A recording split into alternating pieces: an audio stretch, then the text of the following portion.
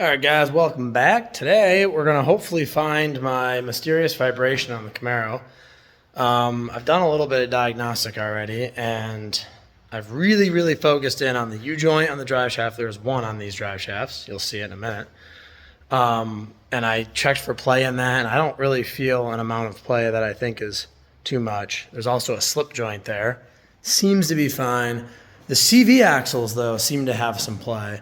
And before I start throwing parts of this thing, I'm going to pop the tire and the hub off and see if I can get to that CV and just get it in my hand and feel it, because I'm just not comfortable making this diagnostic without pulling the CV out. They're very expensive, and I don't want to replace these things if they're perfectly fine. So stay tuned.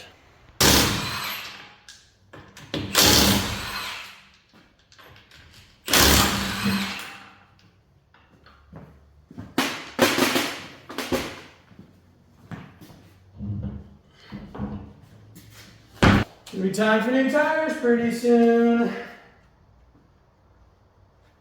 And I do have the service manual, so I will be able to properly torque the axle nut, which I know you probably think I'm joking or whatever, but I am a big proponent of torquing the axle nuts where they're supposed to be.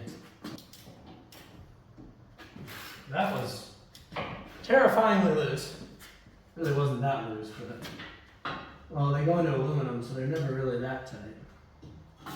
I also don't attach these, I don't screw these in with an impact for that reason as well. Plenty of life left on the old Brembos, baby. They're good brake pads, man. The whole Brembo setup does not mess around. Okay, we cheated a little bit. I got the axle nut off already. If I turn the camera back on, take the brake off. Rotor off. There we go. Ooh, she's tight fit. We gotta take the whole friggin' hub off, guys. I think. There we go. Nice close though, damn. There we go, right there. Alright, perfect. So there's really no weird grinding noises here, but if I hold it, that's quite a bit of play, as far as I can tell. This is a brand new axle for Fitz's truck. And I mean, it's kind of hard to do because of the flange, but there's probably the tiniest bit of play, and you can hear it. But it's less than mine, big time, I feel like. And it's like mostly this, because I can't rotate it. Yeah, I can't even rotate it. If I'm really slow, the tiniest bit. Okay, so I just took about an hour talking to some friends, doing some wiggling and wobbling of these things. And as you see in the video, I think there's too much play on these. The problem is I can't even get one locally, which not that I even need to. But I think these are ZL1 axles technically, because it's a 1LE. Not 100% really sure, but they do look different than the SS axles that I saw, like just from the auto parts stores and stuff. So I'm gonna go online and try to find exactly what the deal is and make sure I get the right axle, so I don't have an issue, and it fits. Okay, so I'm starting to put this back together. We got all the measurements and stuff off these axles, and I will go online and see what I can do to source some. But I am pretty darn sure that that is going to be my issue, so I will update you guys on when I get all the parts in, and we'll continue this video and actually do the fix. All right, folks, so we are jumping in this video to the axles being out of the car.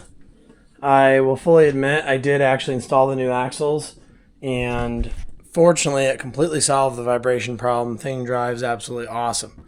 Cool. Now what I want to do is kind of figure out exactly what went wrong inside these to cause that little bit of play that you saw earlier in the video. And I might try to see if I can get like a rebuild kit for these or something and have them on hand, but we'll see. I do want to take it apart at least and just see what went wrong, so stay tuned. First things first here, we're going to pop the boot band off. Okay, next we will get this out of the way. We're going to pull that boot back and see what we see. Now we're going to finger around in there for a clip.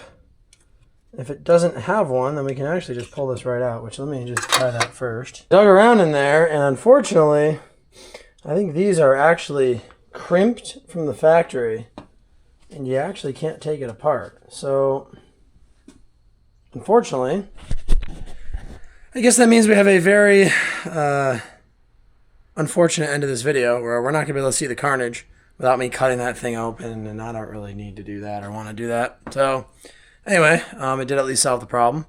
So with that being said, as always, thanks for watching. God bless America, and I'll see you on the next one. Goodbye. Right, so we got a little bonus footage. I decided to dig a little bit deeper. Got this boot slid off, and it definitely is crimped on. So you cannot remove the outer cup.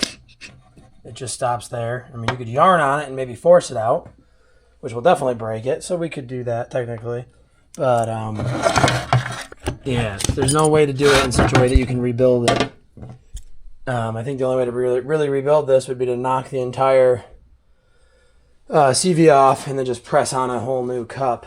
And you could definitely do that if they sell the cups. And I'll look it up, but you can't really rebuild the innards. So, like a true disposable society that we are, we're going to have to just scrap these. Or at least the cup if I can find an inner. So, oh well.